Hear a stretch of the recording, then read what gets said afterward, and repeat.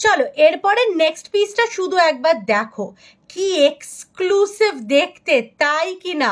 Price যাচ্ছে হচ্ছে 760, চলে যাচ্ছে 20 রুপিস অফ 740-তে। এবার প্রথমেই বলে দিচ্ছি, জাস্ট দেখে নাও।